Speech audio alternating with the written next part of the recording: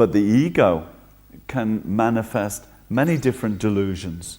It can have pride, it can have arrogance, it can have anger as well, it can have attachment with anger, it can have many things in combination. So the self is the biggest danger to us, the biggest danger to others.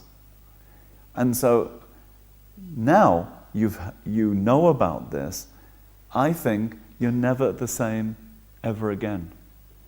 Because you know.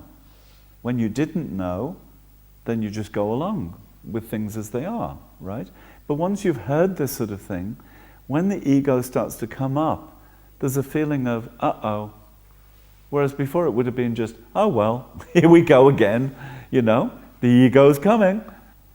And so the biggest danger is this selfish I. It's selfish. It's relating everything to the self. Selfish, right? So we start with the selfish I. Me, me, me, me. From the minute you wake up, mantra, me, me, me, me. Coffee, breakfast, phone calls, email, me, me, me, me. But me, me, me, me, you. Me, me, me, me, me, you. So you start to put somebody else in too. Having children, having family is the best thing you can do. Because then you've got a challenge to the me. My lifestyle, just me and my bubble, right? So me, me, me, you, child, husband, wife, me, me, me, somebody else. And either you can get irritable and angry within the relationship, or you improve, you become a better person in the relationship. Because you see the benefits of caring for the other, loving the other, having compassion for the other. Because if you don't give it to the other, you give it to yourself. You always have to give to yourself, right? So the selfish I is the one in the party looking for the cake for itself. Where's the cake?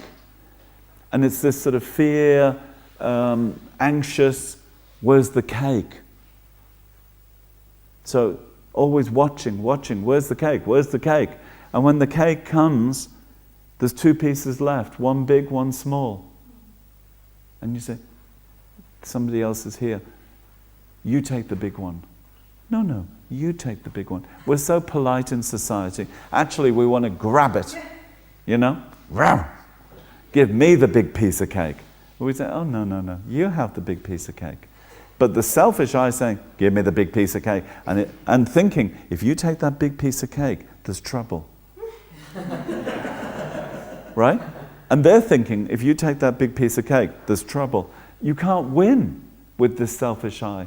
But if you're thinking, take the big piece of cake, and they won't, then it's a surprise for you. I want the small piece of cake. Don't give me the big piece.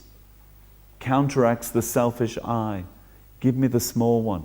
Give me nothing. Counteracts the small one, right?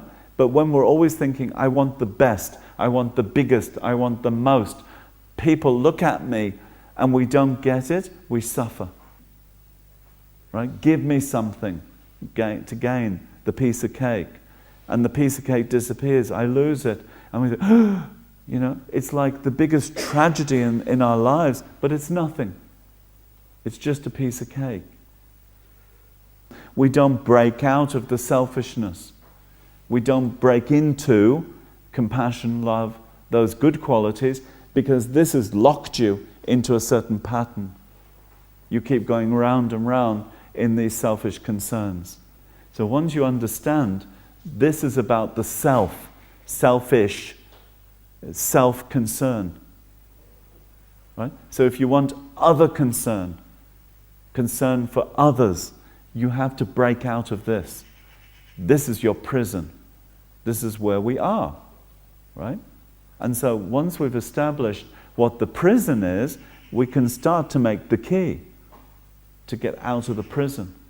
Or we start to cut the bars or dig the hole, but we're going to find a way out.